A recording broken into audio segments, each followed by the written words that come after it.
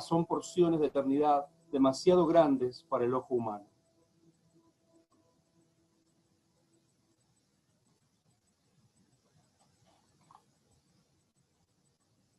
Veía desde niño ángeles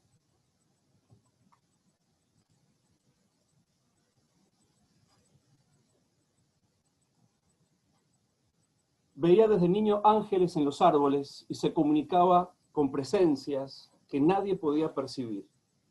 De adulto, excéntrico en su esencia, solía leer bajo una parra junto a su esposa, ambos desnudos, El paraíso perdido de Milton. William Blake vivió entre los años 1757 y 1827.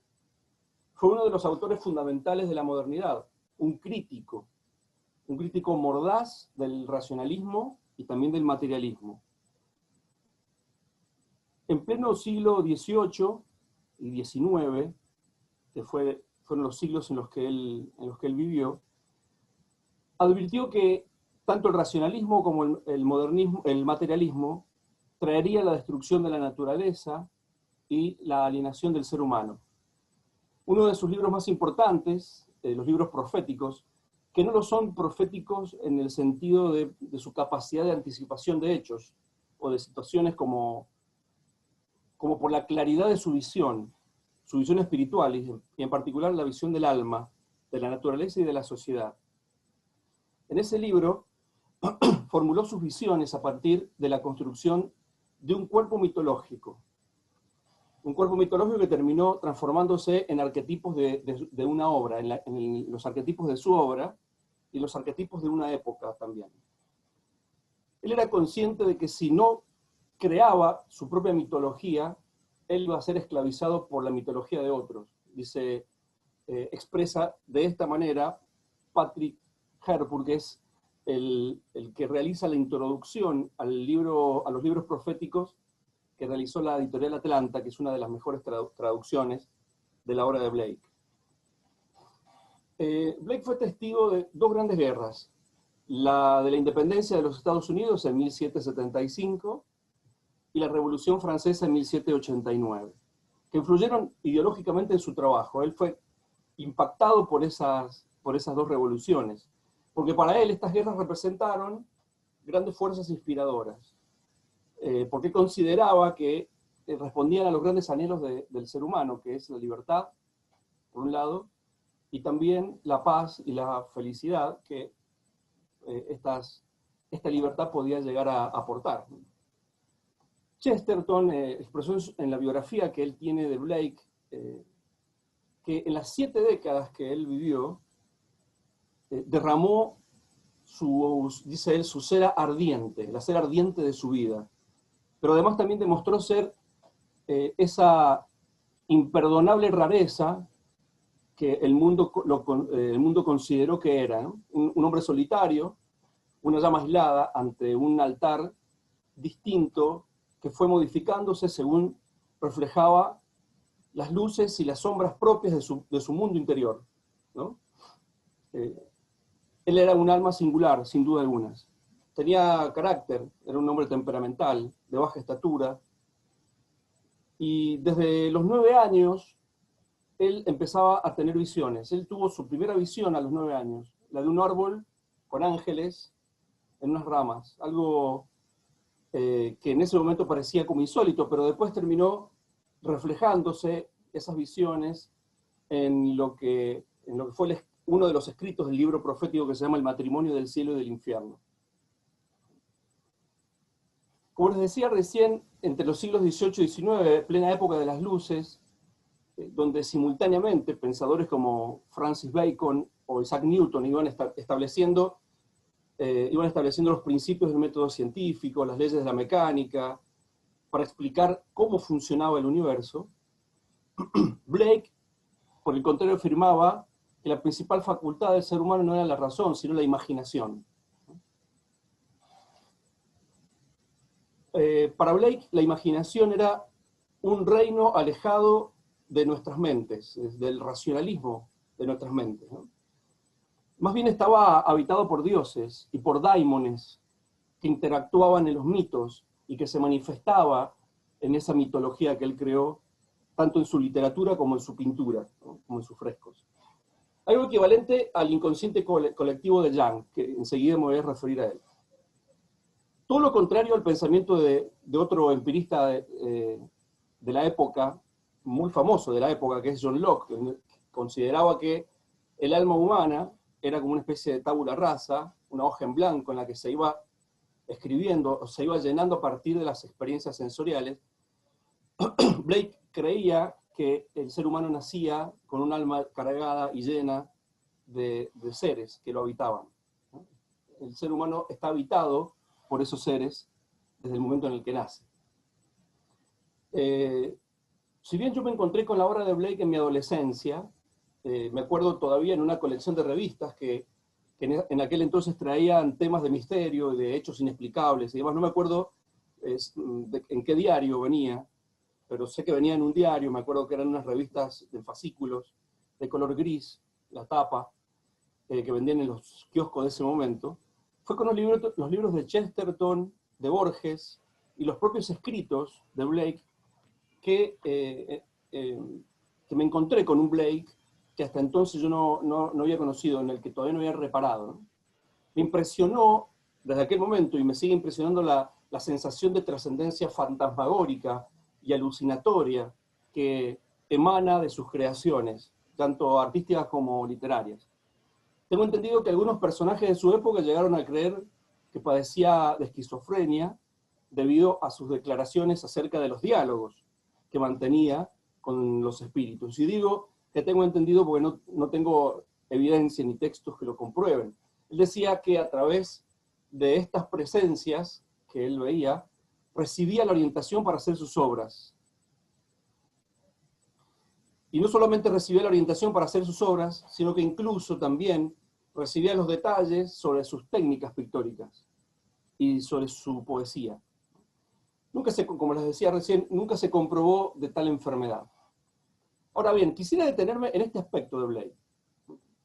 Chesterton dice que mucho se ha dicho acerca de esta inspiración, o del fenómeno de la inspiración en Blake en relación a la obra de arte, ¿no? La relación que hay entre el genio que fue Blake y su obra de arte. Cuando me refiero a obra de arte, me refiero a lo pictórico y a lo literario. Muchos escritos sobre el tema de la inspiración, pero bueno, Chesterton, en forma muy mordaz a mi gusto, dice que en sus obras, en las obras de Blake, al parecer estaba reflejado lo que él escuchaba, y lo que escuchaba muchas veces tenían que ver con espíritus exaltados. Deja ver en su biografía que él era un hombre exaltado en ese sentido, y también es muy significativo que a menudo quisiera explicar, por ejemplo, que sus ángeles favoritos eran en realidad demonios. Pero con ello no quería decir que fueran malos esos ángeles, sino que se refería a algo más, dice Chesterton, algo más que tiene que ver con su propio sistema simbólico o cabalístico, en el que las palabras no son suficientes para poder expresar lo que él quería, ¿no? Es decir, las palabras no significaban lo que se suponía que significaban. Quería decir, por ejemplo, que los demonios representaban el principio divino de la energía.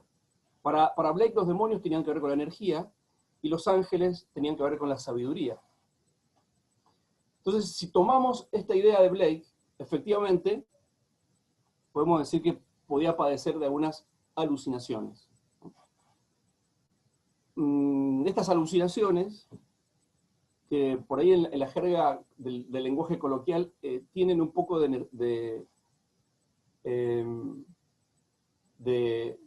como de propaganda negativa, si se quiere. Sin embargo, puede que tenga que ver con otras cosas. Estas alucinaciones podrían tener una implicancia respecto de el momento de comprender la verosimilitud que hay entre el genio y la obra.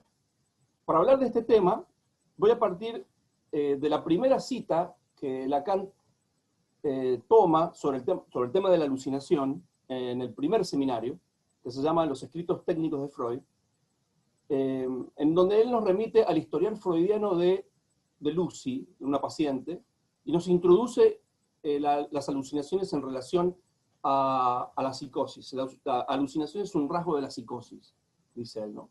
Y dice así: esta mujer tuvo lo que puede llamarse alucinaciones olfativas, síntomas histéricos cuya significación, lugares y fechas son satisfactoriamente detectados. A partir de este ejemplo, entonces, nosotros podemos preguntarnos qué es una alucinación, y en particular, qué es una alucinación en Freud y qué es una alucinación en Blake en particular. Respecto de Freud, en sus publicaciones psicoanalíticas, en aquel momento en el que se estaba formando, se estaba constituyendo a sí mismo como psicoanalista, recordemos que él era neurólogo, esas publicaciones que van desde 1886 a 1899, el término aparece en 4 artículos que él escribe de manera inaugural. Uno de sus artículos se llama Histeria, el otro Manuscrito H, el tercero Manuscrito K, y el cuarto se llama Proyecto de Psicología para Neurólogos. Quiero detenerme un poco en cada uno de ellos para contarles qué decía Freud respecto de la relación que él hace con el tema de las alucinaciones y la psicosis. En el texto de Histeria, las visiones, por ejemplo, de ratas, ratones, serpientes, que aparecen mucho en la obra de Blake, sobre todo las serpientes, así como las alucinaciones auditivas, que también Blake las tenía, son incluidas en las secuelas del gran ataque histérico, ¿no? Del ataque histérico, según Freud, que junto a otros síntomas típicos conforman el cuadro de histerectoepilepsia, decía Freud, ¿no? Un término un poco complejo, pero que tiene que ver con, lo vamos a circunscribir al ámbito de la histeria. Por ahora, esta neurosis se delineaba en ese momento para Freud como el producto de una anomalía del sistema nervioso. De hecho, él era neurólogo, ¿no? Como les decía recién, provocada por un excedente de estímulo en el aparato anímico. Por otro lado, esto es otro elemento que también aparece mucho en Blake, ¿no? El aparato anímico como un elemento que estaba constantemente cebado, por decirlo de alguna manera. En el segundo escrito, Manuscrito H, Freud considera la confusión alucinatoria, la paranoia, la histeria y la neurosis obsesiva, todas ellas determinadas por el carácter patológico de la defensa. Ya empieza a hablar de una cuestión más bien patológica respecto del tema de las alucinaciones. En el Manuscrito K, Freud profundiza esa explicación, señalando que la alucinación y sus múltiples formas tenían que ver más bien con el resultado de la expulsión de una determinada vivencia del yo. Es decir, que acá la idea de alucinación se va acercando a la idea de la represión. Es decir, que una alucinación va a tener que ver con algo que la persona está reprimiendo. Y para reprimirlo, alucina y es como que viaja en esas alucinaciones, alejándose de esos elementos que le están provocando un determinado trauma, porque recordemos que para el psicoanálisis la pulsión a la represión, o la represión misma, tiene que ver, represión en el sentido de reprimir, ¿no? Tiene que ver con el padecimiento de una patología o de un trauma. Introduce entonces una especie de economía de la energía nerviosa y el principio de inercia neuronal, en la cual las neuronas, procuraban aliviarse de una cierta cantidad de energía, ¿no? A través de descargas motoras. Es decir, una persona exaltada, una persona llena de energía, con una vitalidad tremenda, excesiva, si se quiere, puede llegar a necesitar en un momento que las neuronas generen una especie de descarga energética a partir del fenómeno de las alucinaciones, ¿no? Pero fue después, entre los años 1893 y 1895, que hubo un importante desarrollo teórico respecto del tema de las alucinaciones, pero ya teniendo que ver con historiales clínicos. Ya Freud tenía mucha experiencia, había tenido muchas experiencias clínicas, me refiero, respecto del tema. Entonces empezó a armar ciertos arquetipos a partir de los cuales él empezó a entender el fenómeno de las alucinaciones. Freud va a sustituir entonces la alucinación en una serie de síntomas histéricos. Es decir, que ya no va a hablar más de alucinación, sino de síntomas histéricos. Presente en la mayoría de los casos en los que él estudia. Entre ellos, Lucy, que se los mencioné más arriba. Entonces se individualiza a la alucinación del síntoma histérico, ¿no? Se lo separa, ligada a la experiencia traumática, ¿no? Ahora bien, situamos este tema a partir de la mirada de la psicología analítica de Carl Jung. El tratamiento que ofrece él respecto del fenómeno del arte y de la creatividad pasa por otro lugar. Coinciden con Freud en el sentido de que la experiencia del arte, o el fenómeno del arte y de la creatividad artística, tiene un aspecto que es eminentemente inconsciente. Freud también decía lo mismo, esto lo toma Jung de Freud y se separa en otros elementos. En otros elementos que los quiero comentar ahora. Él tiene algunos escritos, Jung, como por ejemplo sobre el fenómeno del espíritu en el arte y en la ciencia, civilización en transición y tipos psicológicos y arquetipos e inconsciente colectivo, son 4 escritos, en donde él aborda específicamente el fenómeno del arte y de la creatividad artística. Entonces, en su psicología, él revela, en estos escritos, que el arte es un proceso en parte de naturaleza inconsciente, que la experiencia artística no es racional, esencialmente racional. En el análisis fenomenológico que hace él, parece más bien que la visión del arte captura, es un fenómeno de captura que se provoca entre quien contempla y quien crea. Es una captura más bien inconsciente, rasgos marcadamente inconscientes, viéndose ambos como limitados al momento de explicar esa vivencia, ¿no? A partir de allí, Jung trabaja todo lo que es la psicología de la transferencia, no lo trabaja a partir de esta idea, sino que esta idea particular de que quien contempla y quien crea no pueden comunicarse, la experiencia vivida tiene que ver con esto de que esa experiencia es intransferible.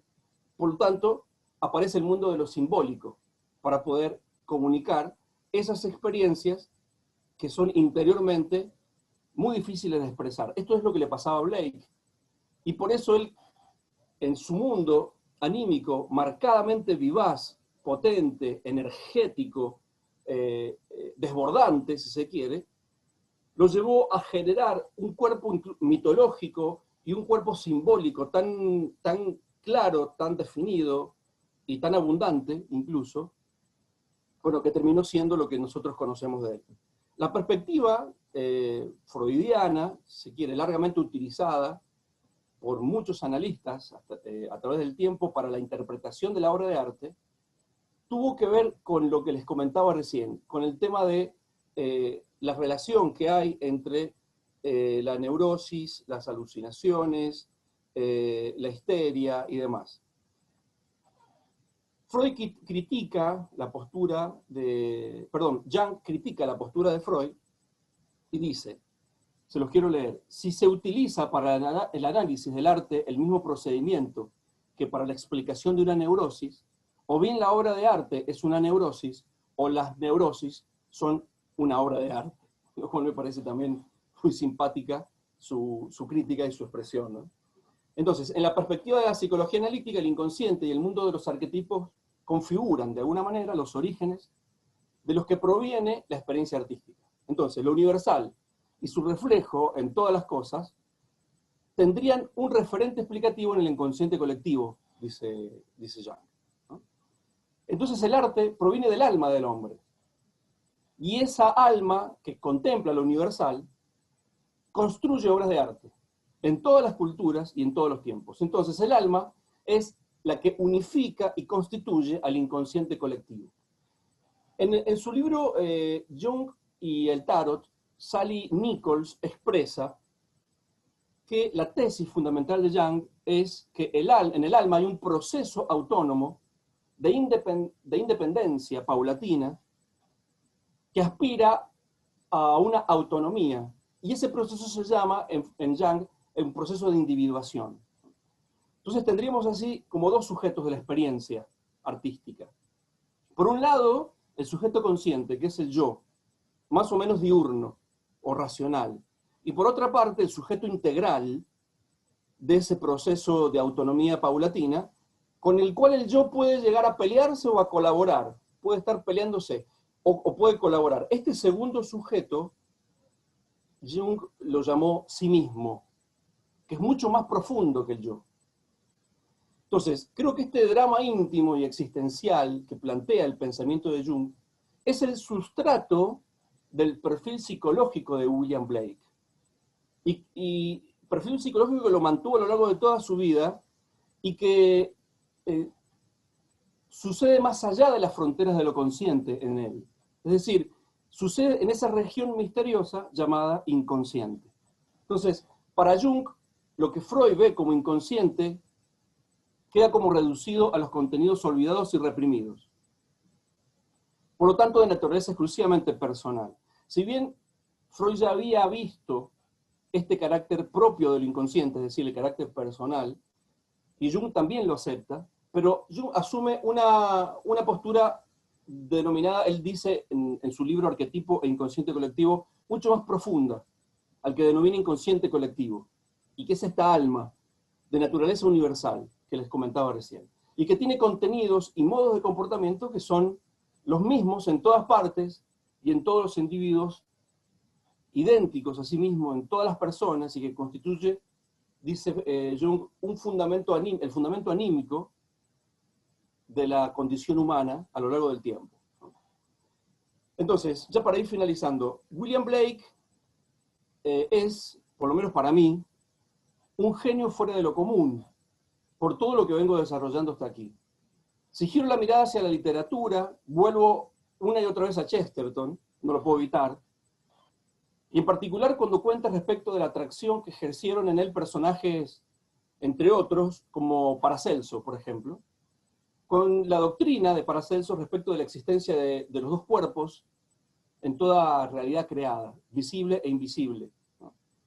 Para Blake, esta realidad, o mejor dicho, sí, esta realidad que Paracelso le ayudó a transformar en una doctrina, le vino como al niño al dedo, fue una de las cosas que más le impactó y se fue reflejando en todas sus obras, tanto pictóricas como literarias. Por ejemplo, en Matrimonio del Cielo y del Infierno, en Las Puertas del Paraíso, en Urizen, en el libro del Tell, que son todos nombres que tienen que ver con su cuerpo mitológico, aparecen en su literatura muchas de estas alegorías. Y esta realidad que él consideraba como igualmente potentes. Entonces, en William Blake ya la oscuridad no va a ser ausencia de luz, ni el bien ausencia de mal, o el mal ausencia de bien, porque ahí estaríamos creyendo que hay un principio que rige y que el otro depende de ese principio principal, de ese principio primero, aunque suene redundante, pero es un principio primero que rige el siguiente. Para Blake, según lo que él toma de la doctrina de Paracelso, los dos principios son exactamente iguales, fuertes y poderosos, y se van imbricando mutuamente, ¿no? En otras culturas también aparece, ¿no? Como el yin y el yang, etc.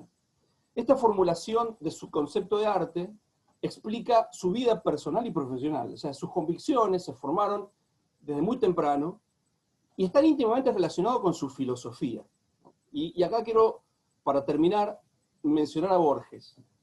Borges hace, en esa clase número 15 del curso de literatura inglesa, que lo pronuncia entre el 21 y el 23 de noviembre del 66, hace un análisis de su obra literaria y su pensamiento filosófico. Él dice así, dice Borges: lo que podríamos decir es que a lo largo de la obra de Blake, a lo largo de sus nebulosas mitologías, hay un problema que ha preocupado siempre a los pensadores filosóficos, y es la idea del mal. La dificultad de reconciliar la idea de un Dios omnipotente y benévolo con la presencia del mal en el mundo. Naturalmente, continúa Borges, al hablar del mal pienso no solamente en la traición, la crueldad, sino en la presencia física del mal. En las enfermedades, por ejemplo, la vejez, la muerte, las injusticias, que tienen que sobrellevar todo hombre, toda mujer y las diversas formas de amargura que llevamos en la vida.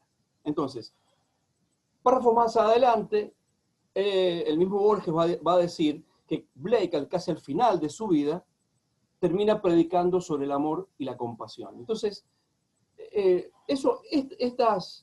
esta realidad quizás paradójica es lo que hace de Blake un personaje complejo, muy complejo, ¿no? Porque lo que considera infierno no es el infierno que nosotros entendemos, lo que considera cielo no es el cielo que nosotros entendemos, lo que considera mal no es el mal que nosotros entendemos, y así podemos seguir, ¿no?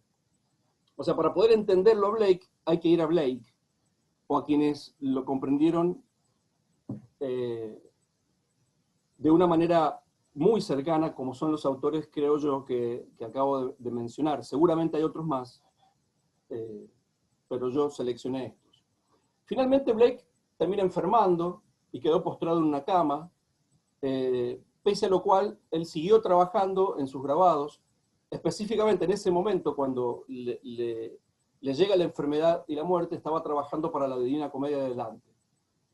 Pero su última obra fue un esbozo a lápiz, que hoy está perdido, de su fiel y leal Kate. Finalmente él muere el 12 de agosto de 1827, a los 70 años de vida, sentado en su lecho y cantando sus propias canciones de dicha, amor, compasión y alabanza. Bueno, hasta acá el desarrollo que tenía preparado para ustedes, así que voy a cerrar el micrófono, voy a tomar agua o un mate que tengo acá al lado, y voy a dejar abierta la posibilidad para que compartamos en este conversatorio virtual, para quien quiera comentar lo que quiera.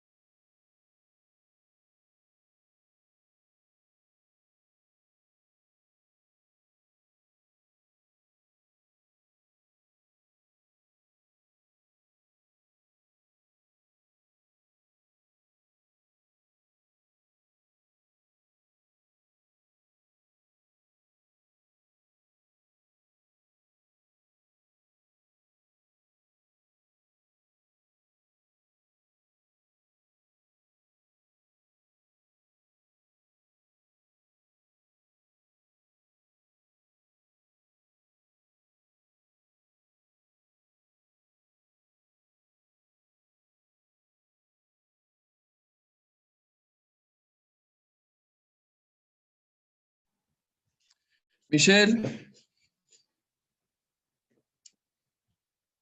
hola.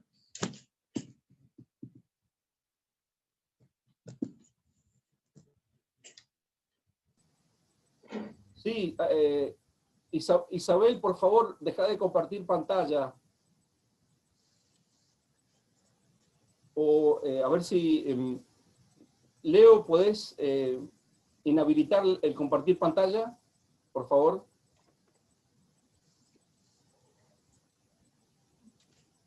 Yo te quería hacer una consulta.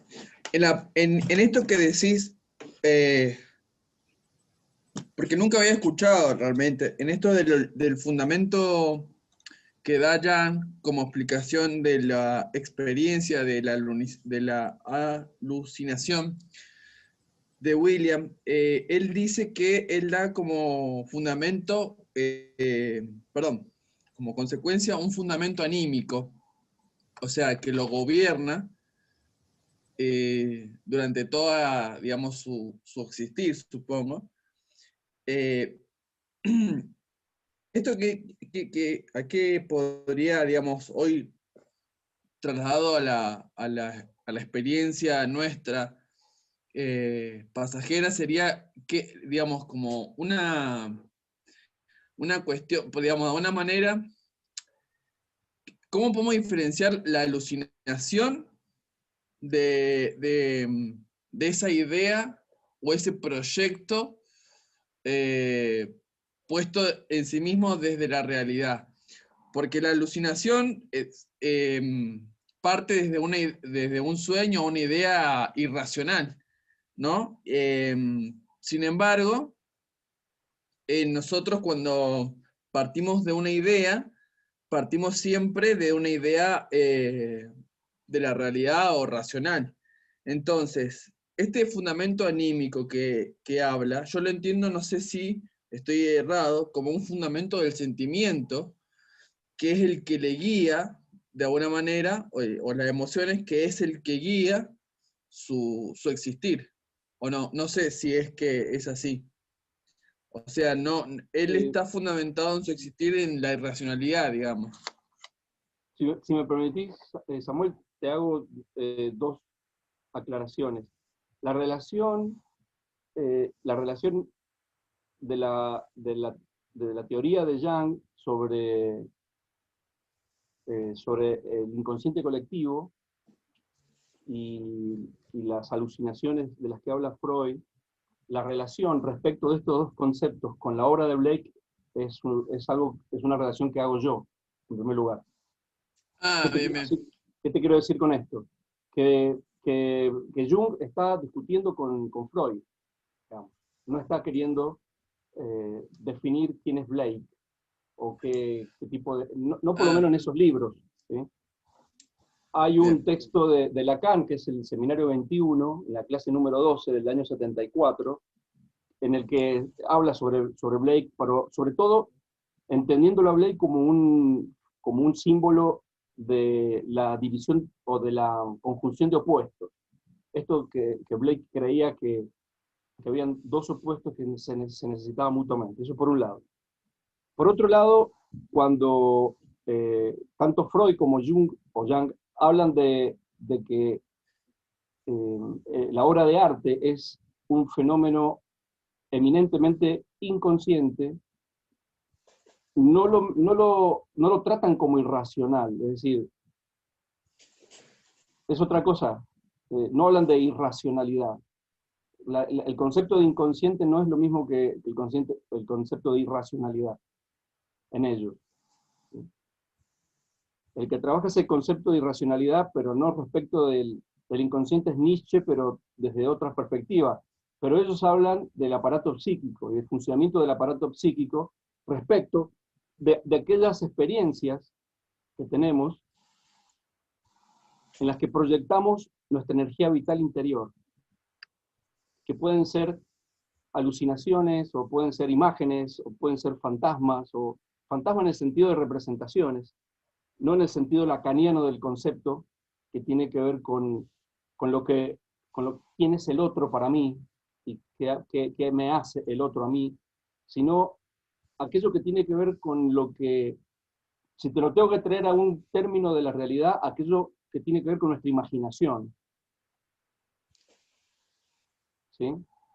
Es decir, que el funcionamiento de nuestra imaginación hoy en día se puede acercar a esa idea de alucinaciones fantasmagóricas o alucinatorias que que tenía Blake. Hoy, a una persona que alucina o que escucha o que dice que escucha cosas o ve cosas o siente cosas, además de decirle que está loco, que está loca, lo más común es que le diga eso, eh, o que está chapa, o qué sé yo, de distintas maneras, a lo sumo lo que se le puede decir de manera quizá un poco más diplomática es qué gran imaginación que tenés. Digamos.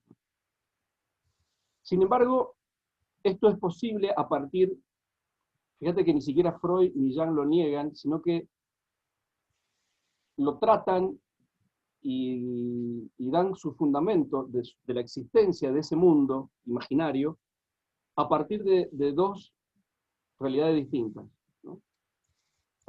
Freud está relacionado con, te recuerdo que Freud fue como evolucionando en el concepto, ¿no? Pero últimamente, finalmente termina relacionando ese mundo alucinatorio de la imaginación, a partir de lo que él considera como situaciones reprimidas, que tienen que ver con o un trauma, o que tienen que ver con un exceso de energía vital interior, que para poder descomprimir, el aparato psíquico lo hace, entre otras cosas, a partir de las alucinaciones. Lo hace de otras maneras también. Bien. Y Jung lo que hace es traer ese mundo de la imaginación como un mundo que pertenece a un universal. Lo une con un universal. Tiene que ver con el alma del universo. Él considera que el alma humana, el alma individual, está de alguna manera conectada al alma del universo. Él entiende de alguna forma que el inconsciente tiene algo de anímico, de experiencia anímica. ¿No? No sé si respondí tu Sí, pregunta. sí, sí, entiendo. Como una, sí, como algo, como una reminiscencia, podríamos decir. Se podría indicar como una reminiscencia, ¿Y qué, ¿o qué no? sería para vos una reminiscencia? Un recuerdo, un recuerdo que de algo que el alma en alguna manera contempló y vuelve de forma experiencial, digamos, de la experiencia, Bueno, podría pero ser, que ya sí, el alma la vivió, básicamente. podría ser. Como que Podría el ser, alma ya, o sea, lo que está haciendo un proceso de recordar, claro. una cosa así. Podría ser, sí. ¿Por qué no? ¿Cuántos de ustedes conocieron o conocen la obra de Blake?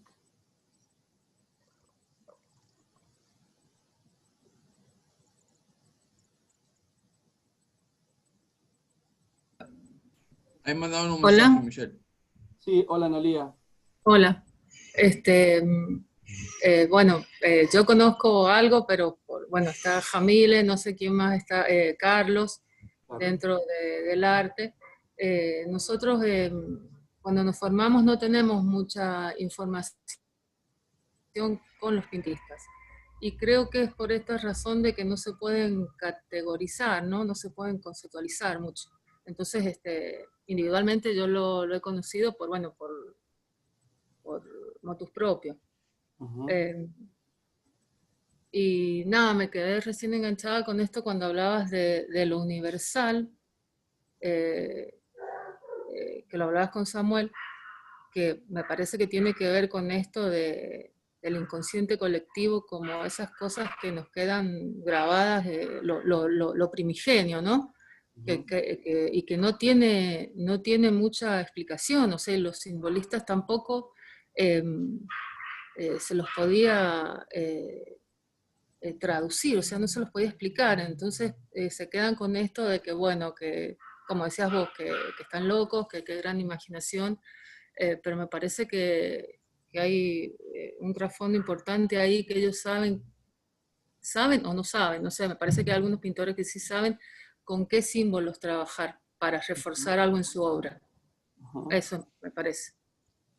No sé si Blake sabía los símbolos que él usaba o los que él representaba o presentaba en sus pinturas, pero hay otros pintores que sí han estado usando arquetipos que tenían bien claro por qué lo usaban y le daban más potencia, más fuerza a su pintura. Blake sabía lo que hacía. De hecho, él en sus representaciones era muy preciso en el trazo, era muy estricto en la representación de lo que quería expresar, ya sea en su poesía o en su literatura o en sus obras de arte pictóricas, digamos. Entonces, él sabía, había quedado muy prendido de algunos autores de la época, que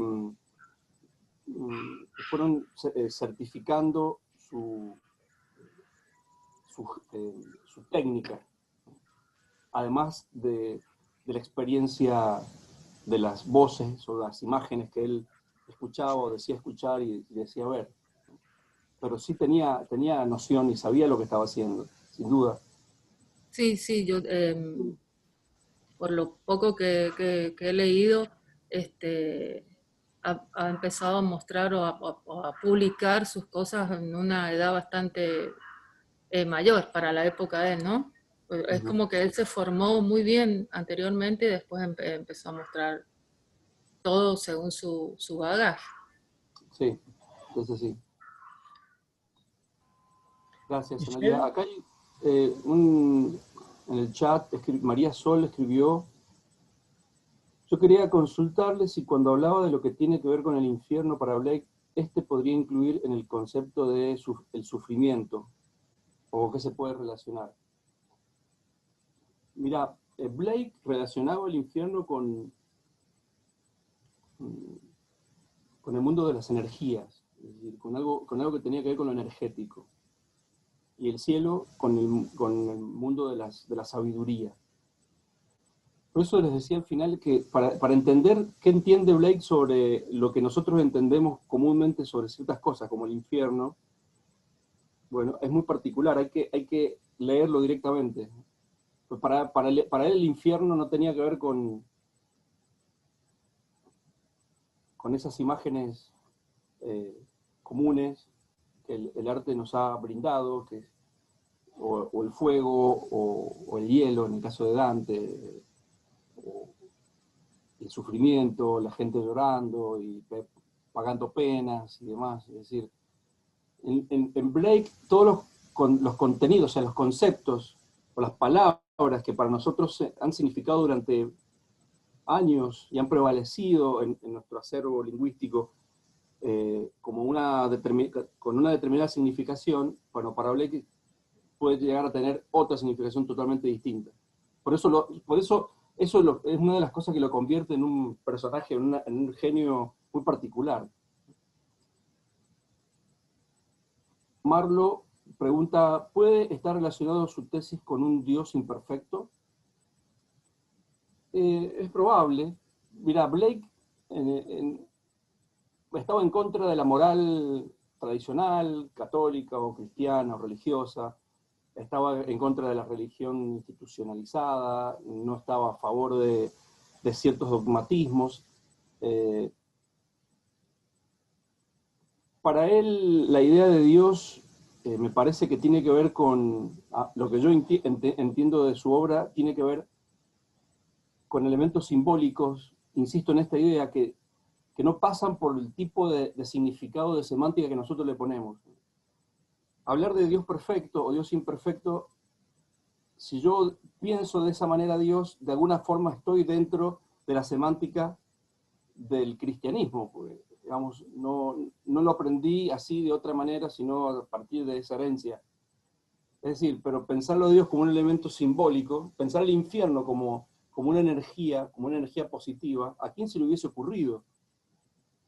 Bueno, a Blake se le ocurrió, ¿no? Pensar el cielo como sabiduría, ¿y a quién se le ocurriría? Y bueno, ponerle que esté un poco más cerca respecto de nuestra cultura religiosa heredada, pero no sé si pasa por un Dios perfecto o imperfecto, por el sufrimiento o esto o aquello, sino por otros elementos. Fíjate en lo que les leía respecto de las parábolas del infierno cuando se refiere a Dios, por ejemplo, ¿no? Lujuria del chivo, generosidad de Dios. La ira del león es la sabiduría de Dios. La desnudez de la mujer es la obra de Dios. El exceso de pena ríe, el exceso de gozo llora. Y vos decís, ¿de qué está hablando este hombre, no? Los prisioneros están construidos con piedras de la ley, los burdeles con ladrillos de la religión. Ahí tenés una idea de qué piensa sobre el tema de la religión. A ver, acá puede volar nuestra imaginación y nuestras alucinaciones también. Podemos pensar que la religión prostituye, si se quiere, ¿no? No sé, se me acaba de ocurrir eso. pero para poder En entender... Sí. sí, Dale, en Camila. en ese caso, Michel, entonces, él no compartiría el inconsciente colectivo. O sea, él no estaría hablando de universales, sino que en él todo eso es una particularidad. Claro. Sí, de hecho, él no conoció el concepto de inconsciente colectivo de ninguna manera, ¿no? Para nada. Eh, para él, para él eso era parte de su universo y del universo y del mundo y de su mundo. Pasa que él fue construyendo el mundo a medida que iba viviendo y ese mundo estaba constituido por sus personajes, por sus visiones, por sus escuchas, por su poética y sobre todo, y está bueno lo que traes, sobre todo con una línea de corriente filosófica e intelectual contraria al gran movimiento racionalista del siglo de las luces, que por esa razón se llamó iluminismo, ¿no?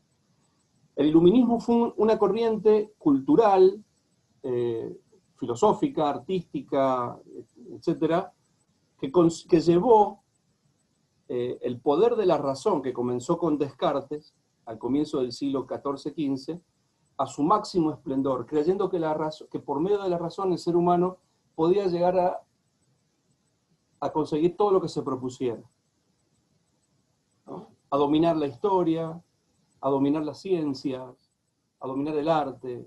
Y lo único que hizo fue, para muchos pensadores de esa época del iluminismo, lo que hizo fue comenzar a autodestruirse. La razón, que se pensaba en ese momento que era el instrumento más poderoso del ser humano, terminó siendo el instrumento por medio del cual se autodestruyó a sí mismo y que después se terminó reflejando en la Primera Guerra Mundial, en la Segunda Guerra Mundial, en los genocidios, y además en todas las escuelas y pensadores que vinieron después criticando esa corriente racionalista filosófica que el siglo de las luces la llevó a su mayor esplendor. Bueno, Blake se entroncaba con un pensamiento totalmente distinto. Para él lo importante no era la razón, no era la racionalidad ni el raciocinio, sino la imaginación. Entonces, si vos partís de esa idea, entonces está de alguna manera más unido a otras experiencias. Pero fíjate vos que tampoco se une a la experiencia de los empiristas, porque en todo lo que es el periodo de la modernidad, que llega hasta el siglo XIX, vos tenés dos grandes corrientes, o tres grandes corrientes: el racionalismo, el empirismo y el idealismo, al final. Ahora, el racionalismo era criticado por Blake, porque él consideraba que la razón no era lo más importante del ser humano, sino la imaginación. Pero por otro lado también criticaba el empirismo, porque el empirismo decía que el alma era una experiencia vacía, que se llenaba a medida que uno vivía. En cambio, para Blake, el ser humano nace con una experiencia, con la experiencia de un mundo interior, nace habitado por seres. Entonces lo que él hacía era simplemente dejarlos actuar y escucharlos, verlos. O sea que es disruptivo en cualquiera de sus aspectos, ¿no? En ese sentido. Está más cerca del romanticismo. De hecho, fue un gran romántico, por lo menos en su literatura. Y está más cerca del movimiento del romanticismo, que fue uno de los grandes movimientos que se empezó a levantar en contra de este siglo de las luces, digamos. Hay mucho de barroco también en su pensamiento, ¿sí? Hay mucho de gótico, principalmente en su pensamiento. Hay algo de romántico, de gótico. Está como lleno de ese mundo él, ¿no? Después, acá había una pregunta de Florencia, la poética de lo sublime. ¿Me podés decir a qué te referís, Florencia? Porque no termino de ubicarme con la poética de lo sublime. Y si no lo llego a saber, es muy probable, te lo puedo prometer para el próximo miércoles. Pero si me aclarás qué quieres decir con poética de lo sublime, o a quién te estás refiriendo en particular, te lo voy a agradecer. Bueno, ¿alguien más quiere compartir? Michelle, Carlitos. Sí, Carlos, querido. ¿qué tal? ¿Cómo estás? Muy De bien. alguna manera, este planteo llevaría a la hipótesis de que la obra de Blake sería casi una patología. Desde Freud, sí. De Blake, ¿no? Hay casi un lugar común que dicen que Van Gogh, sus grandes cuadros, sobre todo los finales, los pintaba así, llegó a eso porque estaba loco, y es exactamente al contrario. O sea, él cuando estaba en un brote no podía pintar. Los mejores cuadros los pintó cuando estaba recuperándose, o no recuperándose, en un interregno de su gran neurosis. Pero la asociación de Blake con las alucinaciones y con este planteo que vos hacías del el sustrato de Jung y de Freud, de alguna manera se podría leer así, como que es una patología. Desde la perspectiva de Freud, puede llegar a confluir en una patología. En principio, tendría que ver, por la relación que Freud hace con las alucinaciones, respecto de las alucinaciones, tendría que ver con un estado de histeria. ¿Viste? El primer momento en el que él hablaba de las alucinaciones. Y después empezó a hablar respecto de que las alucinaciones podían responder a un estado de represión, de reprimir algún trauma. Desde el lado de Freud sí, puede llegar a tener una tendencia a una patología, o se podría pensar en esa hipótesis, pero desde el lado de Jung no. Jung se corre del lado de la patología, del lado de lo reprimido, se corre del lado de lo neurótico o de lo histérico, estrictamente hablando, y se coloca más bien en el lugar del inconsciente colectivo, que tiene que ver con el mundo de lo anímico. Para Jung existe un mundo de lo anímico que es, además de personal, es universal. Lo que hoy se ha dado en llamar el clima de época. Sería Claro, algo así. exactamente, el clima de época. Entonces, depende de en qué mirada de estos dos psicoanalistas te pongas, puede llegar a ser una hipótesis o puede llegar a formular otra. También pasa lo mismo con Chesterton y con Borges. Chesterton es muy mordaz con él. Sobre todo cuando se refiere a cuando Blake habla de conceptos como ángeles, demonios, Dios y demás, Jerusalén y demás, porque bueno, Chesterton lo agarra, si bien lo conoció antes de su conversión, pero después reformula muchas veces su biografía. Entonces es crítico. Sin embargo, Borges no. Entonces, depende de los lugares donde vos te parás. Lo que quiero hacer, la aclaración que quiero hacer es, de los 4 autores que he mencionado, Borges, Chesterton, Freud y Jung, solo estos primeros 2 hacen un tratamiento de Blake, estrictamente hablando.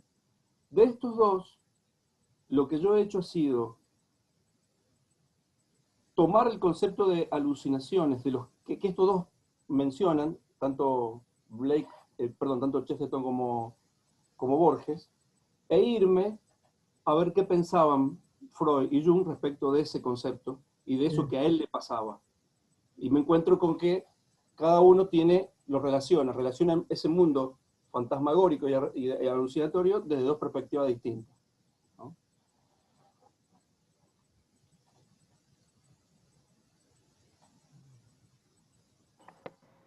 O sea que teniendo en cuenta ese análisis que vos haces, podríamos usar esa misma relación con otros autores y otros artistas también. Totalmente, sí. A mí me parece que sí. En ese sentido, fíjate vos que está muy buena la pregunta, porque en ese sentido el psicoanálisis se para frente a la cultura como un método hermenéutico. Hay otros, En mi caso, yo elijo el psicoanálisis pero hay otros métodos hermenéuticos frente a los cuales vos te parás y a partir de allí haces un análisis de una determinada realidad, de una obra pictórica, de un autor, de un pintor, de un escritor, o de lo que fuera. ¿No? Para mí hay mucha relación entre la corriente hermenéutica en filosofía, en especial Ricoeur y Gadamer, y el psicoanálisis.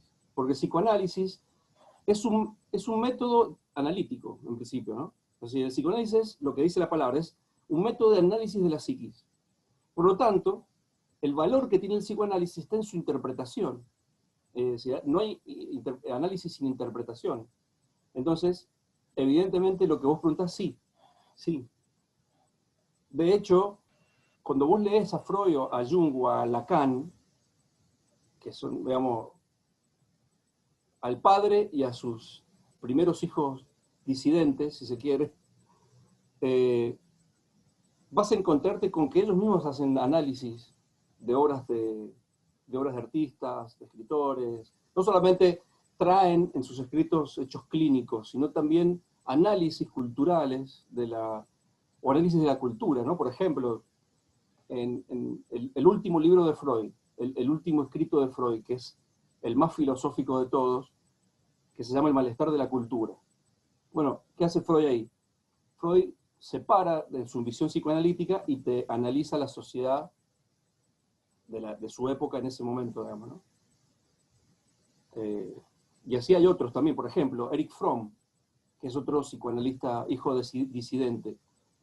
Tiene un libro que se llama Psicopatología de la vida cotidiana. Bueno, ahí tenés otra vez el psicoanálisis como método hermenéutico. Después tenés, por ejemplo, un libro de Paul Ricoeur, que se llama Freud, un intérprete o una interpretación de la cultura, algo así, uno de esos dos. Entonces lo que hace Ricoeur es tomar a Freud, analizar a Freud, y a partir del psicoanálisis de Freud, lo usa como método hermenéutico para analizar la cultura. Entonces, sí, obviamente que se puede. Totalmente.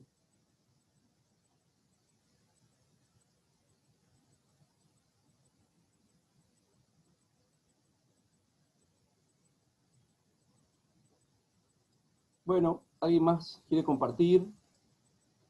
No sé, ¿cómo estamos de tiempo, Leo?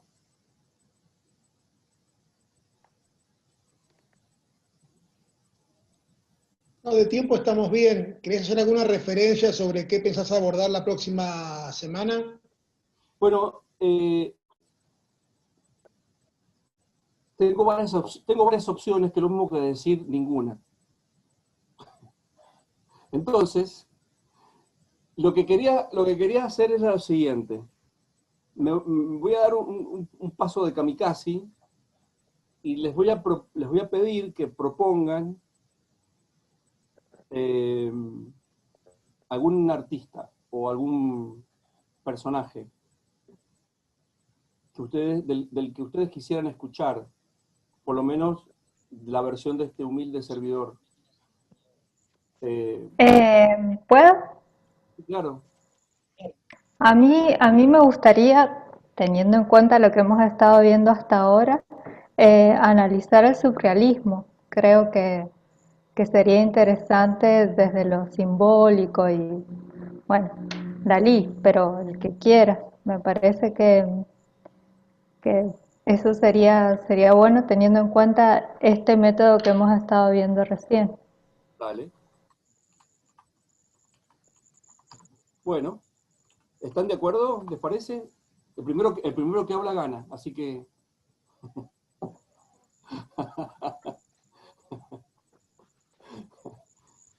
y acá me dice... No, que sea por orden alfabético.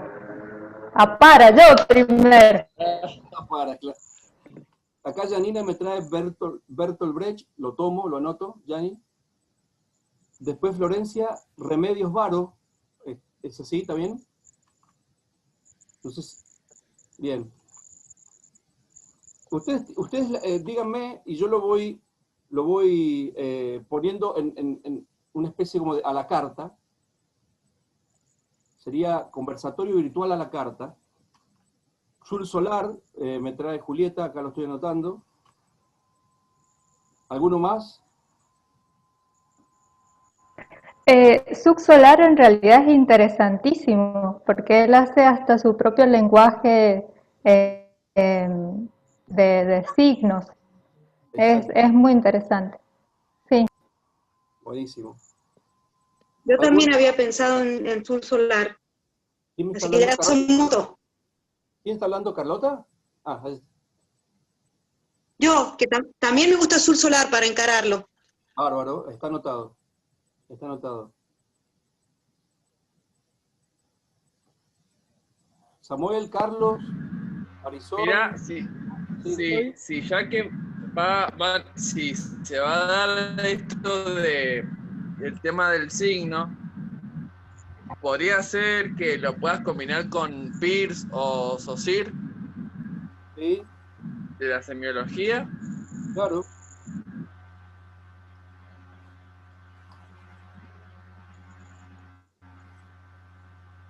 Ahí lo anoté. Carlos, ¿querías decir algo vos? Marisol, te veo con ganas de hablar ahí. No te asustes. Estoy de acuerdo con la primera chica, Yamil Ampar. Apar, Ok. perdón. Hablador- Sí, socialismo. hablador. Sí, estoy de acuerdo. Carlos, ¿vos ibas a decir algo? Iba a proponer, ya que estamos con artistas plásticos, un pintor alemán contemporáneo. Se me ahorró el nombre. Por eso, ¿Se te borró el nombre? que vive en este momento en Francia, que de alguna manera con su obra él hace una especie de exculpación de todo el holocausto, de todas las barbaridades después de la Segunda Guerra Mundial. Desde ese punto de vista me parece muy interesante porque está hablando del drama humano y vinculado a la política. ¿Será Günter Grass? Ya te voy a decir, si te voy a borrar el nombre, ya te lo voy a decir. ¿Será Günter Grass? ¿Cómo? ¿Günter Grass será? No. No. Ok, bueno, También después me lo interesante. pasás en un mensaje. Ay, lo tengo totalmente, lo consulto todo el tiempo, pero pasan estas cosas. Lo tenés en la punta de la lengua. El que pone que siempre hace recreaciones como de bombardeos. Ay, por Dios. Bueno, ya me voy a acordar. Bueno, mandámelo en un mensaje de WhatsApp después, Carlos. Bueno. ¿Sí? Bueno, muy bien. ¿Alguien quiere compartir algo más? Acá hay uno más. Clement Rosset, dice Marlo. Ok. Anotado. Perfecto. Bueno. No sé si estamos para la foto. Tendríamos que prender las cámaras. Poner nuestra mejor sonrisa, por la que salga, a ver. ¿Podemos prender las cámaras todos? Ahí está. Julieta, Marlo, Ivonne, Florencia, no sé si tienen, ahí está. Isabel, ¿estás ahí? Me comparte la cámara, Isabel. Bueno, con lo que estemos. Estela. ¿Estela es? Estás muy oscuro. Ivonne, hola. Bueno, ahí va, ¿eh? Ahí va la captura. Carla, apareciste. Buenísimo. Ahí va. Ahí se lo paso a Leo y estaríamos. Yo no pude entrar, soy Silvina Martínez. ¿A dónde estás, Silvina? Y no se me prende la cámara, pero estuve. Va a figurar el nombre, por lo menos. Bueno. Bueno. Silvina, ayúdame a acordarme del nombre del artista alemán que trabaja sobre la guerra. Ay, ¿cómo se llama? Estoy igual que vos, lo tengo en la punta de la lengua. Pero el Alzheimer nos ha atacado con la pandemia.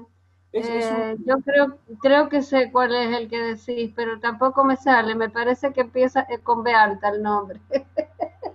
Es lo único que me sale. Ya lo voy a buscar. Ya lo voy a buscar. Carlos, ¿Cómo? es un artista plástico. Es un Sí, artista un artista plástico, sí. plástico. Se acaba Que de hace mudar gran... a vivir a Francia porque lo... Kiefer, por Dios, Anselm Kiefer. Ese, Kiefer. Ahí está. Y hay otro similar también alemán. Anselmo Kiefer. Kiefer se escribe. Es un artista que muestra bien el desconsuelo y la desarticulación de la sociedad contemporánea. Me acordé cuando Yamil dijo de surrealismo, porque como que es otra vuelta de tuerca al surrealismo, se podrían unir las dos. Por eso se me ocurrió. Genial, ahí lo acabo de anotar. Bueno, pero tampoco estaría mal tomar un argentino como han sugerido, Sur Solar o cualquier otro surrealista argentino, para no estar siempre con los europeos, Carlos. Noé acaba de sacar un libro que se llama El arte entre la tecnología y la rebelión. ¿Quién? Perdón, que no te escuché. Es muy interesante, que lo escribió en los 70 y que se ha animado ahora a publicarlo. ¿Cuál libro, Carlos, que no te escuché? Se llama El arte entre la tecnología y la rebelión. Claro, también podría ser Noé, también podría ser un buen ejemplo. Porque Noé, ahí habla sobre la teoría del caos. Sí. Hace poquito estuvimos celebrando Juan Leparc, acá me dice Janina, Peter Sloterdijk, Julieta, Noé, bueno, estoy anotando todo yo. ¿Cómo se llama? Lo tengo acá. El que... A ver. A Noé lo puse también a Sur Solar.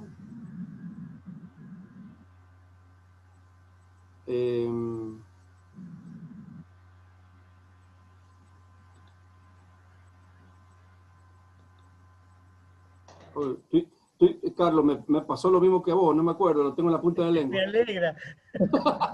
No soy el único. Bueno, ahí aparecí, tarde para la foto, pero ahí aparecí. Un saludo para todos. ¿A dónde estás? Ah, hola Silvina, ahí está. Pero, che, mirá, no me acuerdo. Bueno. Pero a ver, tirá una punta. Que me lo compartió Virginia hace poco, que estaba en el museo o estaban en algún trabajo o algo. Memotex para todo el grupo, a partir de ahora. Jará, sí, Jará Delivery.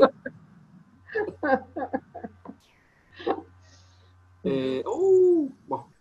¿Richter será que hubo una muestra de él acá? No. Otro. ¿Qué ha cumplido? Ay, pero bueno, no me acuerdo. Ha cumplido algo, pero no me acuerdo qué. 100 años. León Ferrari.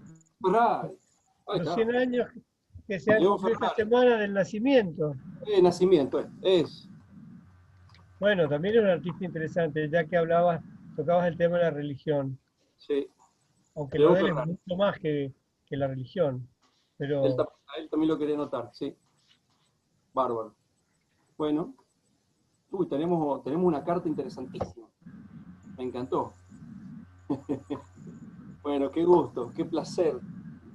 Hasta diciembre no paramos, Michelle. No nos para ningún bicho. Aquí vamos a estar.